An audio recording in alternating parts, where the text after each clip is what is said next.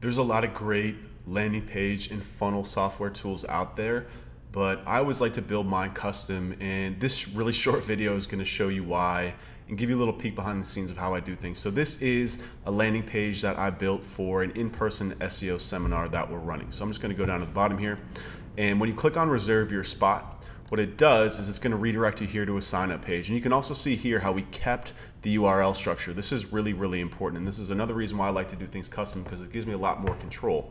So what this allows me to do, as you can see here, I like the little icon navigation here that lets people know where they are in the process, but to put in their personal details. So after they put in their name, email, and phone number, they click submit, and they get redirected then to the payment page where they can check out with PayPal here. And then after they check out successfully, it sends them to the thank you page. And you can also see here how the URL structure stays, seminar payment, it all stays under this SEO seminar. That's really important, which I'm going to show you in a second.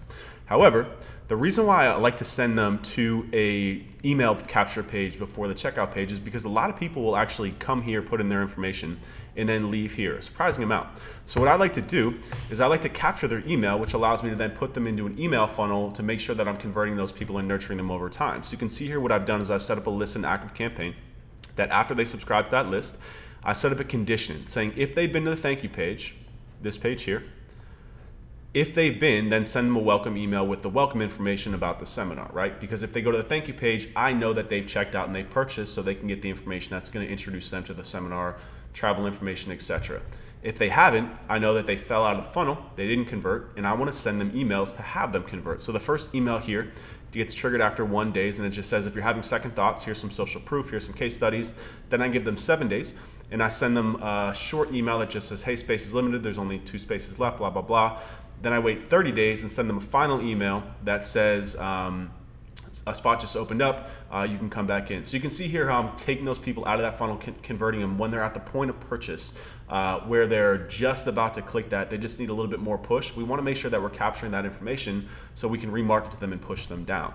So it's really simple, just setting up these very simple folder structures. But again, that's important too, because then when we come into analytics and our Google account, then we can do a much better job of tracking and understanding how this traffic is pathing through the website. So this is the most basic report. There's other behavior flow reports that we can set up. There's some content grouping things, but at the most basic level, when we use these folder structures, what it allows us to do is really understand how the traffic is flowing through these pages. So I'm gonna come here and click on the training subfolder because that's where these pages start. And then I'm going to go here to the SEO seminar page. So this is going to pull up any page that's underneath this folder structure. And now you can see here, so this is the SEO landing page, the SEO seminar landing page. Then we've got the sign up page, the payment page, and the thank you page. And you can see here how it's differing in page views, right? So this is telling me that a lot of people are coming to this page. This tells me the conversion rate based on people who are clicking the button, go to the sign up page. And you can see here that 10 people fell off in between the sign up page and the payment page. That's 10 people that are on the verge of purchase, which are really, really important that we want to try and push. So there's also other reports that we can look at too. If you set these things up custom, if you have e-commerce set up on your website, then we can check out the e-commerce or the conversions goal report to see how people are actually converting and from which traffic source.